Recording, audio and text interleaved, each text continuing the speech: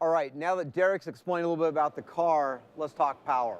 And we're not going to just talk about the power of the regular engine. We're going to get right into the racing version. So I get to talk with John Doonan. John's the director of motorsports, but John's been my traveling buddy, or I've been his traveling buddy for 6 years now. That's right. I think we spent more weekends together than with our respective spouses, unfortunately. Unfortunately, that's right. But luckily we get along, and we got a new adventure here. We do. And the good news is, you talk about the production engine, there's over 63% of the production engine by weight in this motor, and there's over 200 individual part numbers in this motor.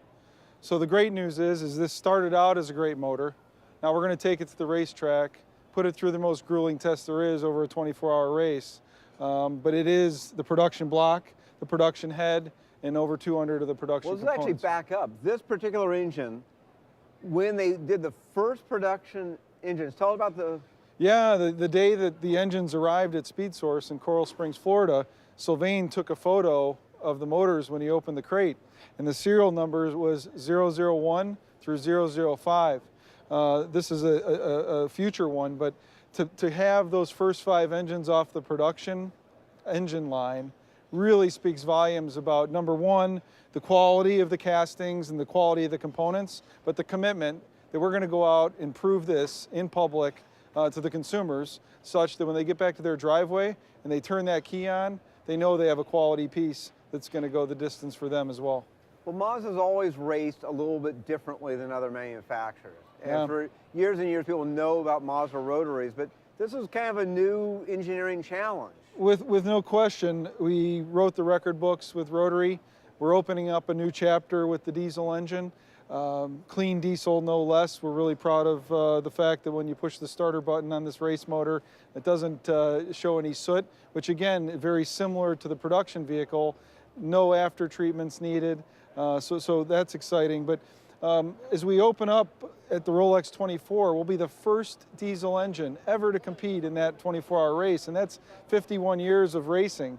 Yeah. We're the first one to bring a diesel engine, and then the first one to be production-based. I mean, over 200 components of production-based pieces will be in the race engine. So we're very excited to launch this, making great power, making great torque, and the reliability has been outstanding. Over 55 hours on this individual engine on the dyno as of last week. You know, just like we design a car to a price target, this engine, for the rules, does not have to meet a... For sure. In the GX category of Grand Am, we're able to price right at roughly where we were with the rotary engine.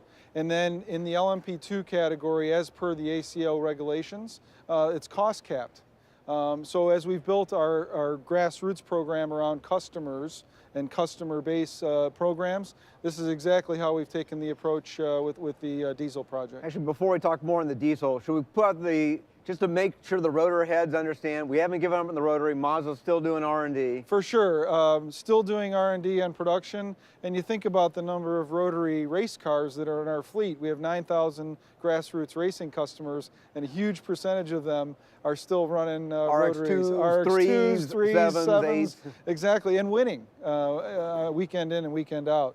But rotary engine and that spirit still alive and well in Hiroshima. And actually, when you look at the SKYACTIV suite, that same spirit of what went into developing the rotary and never giving up is exactly what's gone into the whole new philosophy of SKYACTIV technology. So the SKYACTIV portfolio of engines and transmissions was developed in Japan. Now this particular program is being managed by partnership. You want to talk a little bit about who's doing the work? With no doubt, Speed Source Race Engineering, based in Coral Springs, Florida, have been a longtime partner of ours. And you know, we talk about our racing ladder of drivers. They're a ladder company. They started out in autocrossing, they started out in club racing and developed into semi-pro and that early steps of the pro ladder. And now they're the pinnacle top sports car team, both in Grand Am, 2 victories at the Rolex 24, 2008 and 2010. So in that same way, we've entrusted the diesel project to them.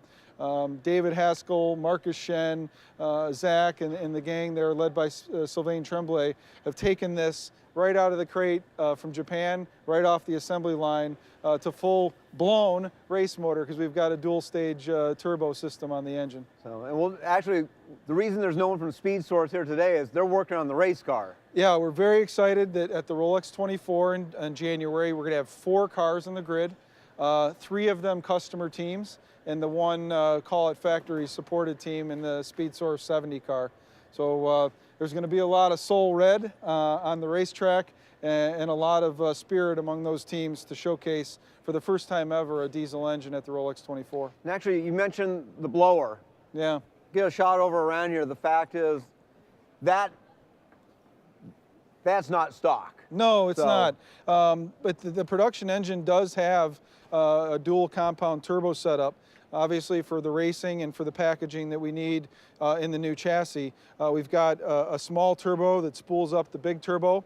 The unique thing that we found on the dyno is the acceleration, actually much like the rotary, is very smooth all the way through the RPM range.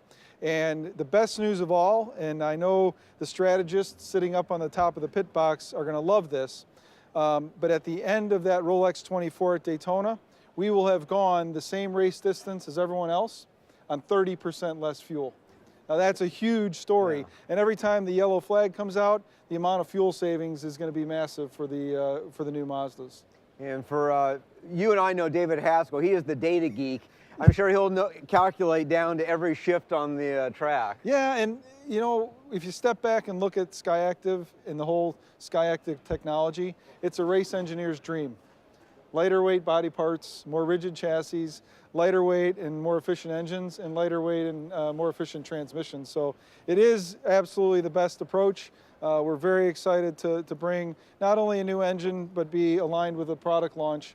And again, show consumers that if they put a Mazda with SKYACTIV technology in their driveway, it's been put through the toughest test there is on the planet.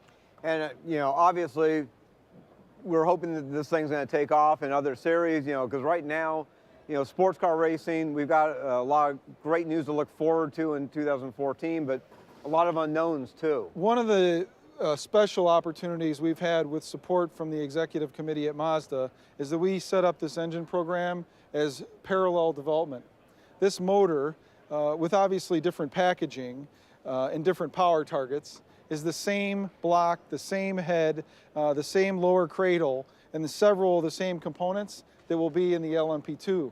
So Grand Am and LMP2, very similar engine. And we've been able to test and put it through its paces on the dyno by running lap after lap of Daytona, shift for shift, acceleration, deceleration, to be ready for both categories. And so I think we're positioned quite well when sports car racing in the US takes a different look in 2014. So any other things you'd like to point out about this?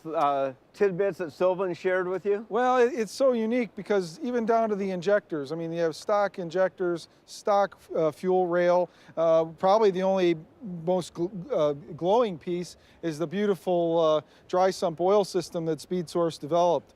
Again, similar to the spirit of the engineers back in Hiroshima, 2 young engineers, fresh out of engineering school, have been the primary leads and the primary designers on all the parts at Speed Source that are in this engine that are racing based. Yeah, no, there are a couple of Formula SAE grads. Exactly. Yeah, I know those guys. So it's exciting for us, and that's the spirit of Mazda. And so really proud of that fact. And I know the drivers can't wait to get in it after we announce the engine, and as we've in the build up to Daytona, several of our drivers, the Jonathan Bomberitos, the James Hinchcliffes and Marino Franchittis, keep texting, I can't wait, I can't wait. It's not going to make as much noise as a 3-rotor, but it's definitely going to make as much noise when we stand up on the victory podium, hopefully at the end of the Daytona 24. Yeah, I think the rotor heads are going to be disappointed. There won't be the backfire under D-cell, but it's going to be the quietest car out there. Yeah, it's going to have a whoosh sound as opposed to that screaming sound of the 3-rotor. And I think actually that's an interesting point, the fact that noise fatigue is a factor for drivers in an endurance event. Yeah, I think the only noise fatigue they're going to have is from the other cars that they're passing throughout the race. All right, thanks, John. Thank you. Hey, Okay. how are you? CJ. CJ, they let you in. I had you pass over there.